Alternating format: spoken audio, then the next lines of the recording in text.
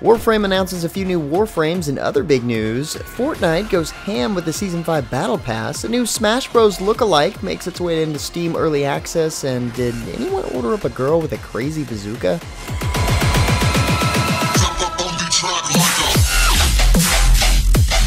What's up guys, James Blunt here, back again bringing you the weekly recap for gaming news and announcements for the week of July 13th, 2018. And there was plenty of news in the industry while I was away, but the best news by far, in my opinion anyway, is that my son's second heart surgery was a huge success, and to say the least, he's healing up pretty much like Wolverine would. For the first time in his life, his blood doesn't mix in his heart, and he won't need any more surgical intervention until he's at least a teenager, so it's awesome news. His heart condition is corrected, and he can go on and live a normal life full of video games, I'm sure. But as far as the gaming news goes, it's a little on the light side this week. First up, Digital Extremes announced this week that their hugely popular third-person shooter Warframe is headed to the Nintendo Switch. Digital Extremes has partnered with Panic Button for the port over, a team who has run ports for Doom, Wolfenstein 2, and Rocket League over on the Switch. There's no exact release date currently, but when one is announced, you'll be able to read about it over at MMOs.com. This particular announcement came as part of his hour-long show, alongside a few other key announcements like Nyx Prime and Rhino Prime are getting unvaulted during the summer sometime. One of the development focuses is actually going to be towards the new deluxe skins. Two new Warframes have been confirmed. One is a vampire-based frame, and the other is themed around gore, which could be interesting. Plus, we're going to see a new cinematic quest chapter entitled The New War, just to name a few things coming to the game this year. Be on the lookout for detailed announcements to come. And seeing that we're talking about space, fans of Star Trek Deep Space Nine have a reason to rejoice, as the Victory's Life expansion is finally headed to the more affordable, although less upgradable PCs, also known as consoles, really soon. Players will be able to learn what happened to their favorite crew members 25 years after the series ended, with actors from the television show reprising their roles, including Armin Shimmerman as Quark, Nana Visitar as Kira Nerys, and plenty more. The update, like its PC counterpart, features 7 playable episodes, a new playable Jim Hadar faction, a new battle zone, and plenty more Deep Space Nine themed content. All of this arrives for console players on July 24th. Next up, it looks like Elsword launched its Demon World event this past week. DNF has opened the Seal of Gaping Chasm below El Tower, and the El Party find themselves in Henir's Realm. The event introduces the Labyrinth of Ruin and Guardian Forest dungeons, as well as a new stat called Adaptability. The Mystic Enchantment system will make in-game equipment stronger and can be used on select weapons for 200,000 ED. Players will have access to the new content until July 24th, so yeah, get in while you can. On a similar note, anime action MMO Soulworker received a new character this week as part of the game's summer update. This now brings the character count up to 6, each with their own distinct playstyle and combos. Hirez, which is the new one here, is one of the oldest soul workers and wields a powerful bazooka, as you can tell from the video playing in the background.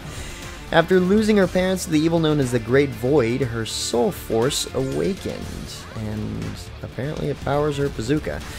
The summer event also features a series of unique events with unlockable equipment for Hirez that you can earn through quests, and players can get further into the summer mood by exploring a seasonally themed dungeon with unique monsters and environments as well.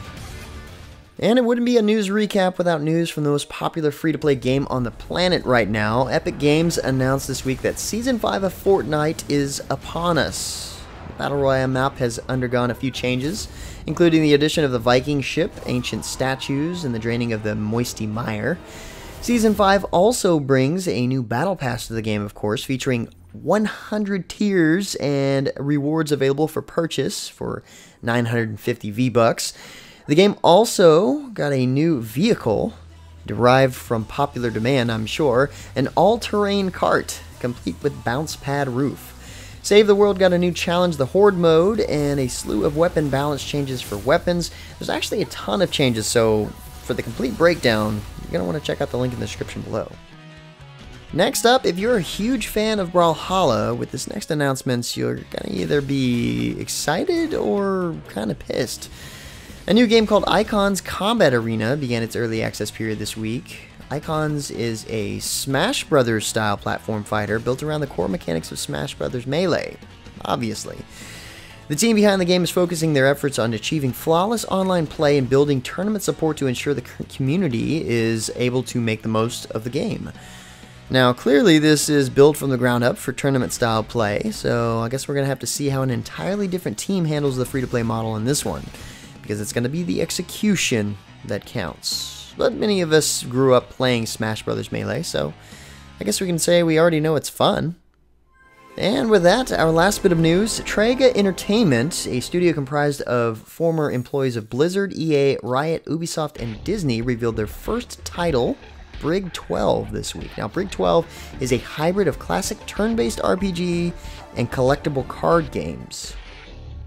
And not a lot of information. Players take on the role of a legendary bounty hunter's clone who must assemble their crew and travel through the universe with the goal of taking over their predecessor's empire.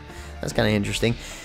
What you see here, of course, is a teaser, no gameplay, but according to the announcement, it's going to be a truly free-to-play model, meaning that it only has cosmetics in its cash shops. It's just designed to make your players and characters look cool. Brig 12 boasts thousands of items to collect, and each with varying rarities and stats to equip onto your crew. Players can approach the game their way, with how to battle, how to progress the crew, when to retire a clone, and when to start anew.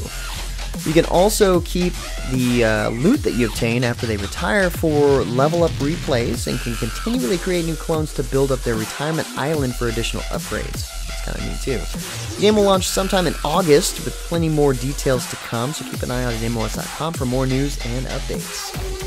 Anyway guys, that's about it for all this week's news and announcements. Remember, there's plenty more news and posts at MOS.com. Like always, if you're looking for more information about the news topics in the video, head over to the links in the description below. Feel free to discuss the news and other news in the comments below, and don't forget to like, subscribe, and share this video. But until next time guys, that's going to be it for me. I'm James Blonde. See you out there, gamers.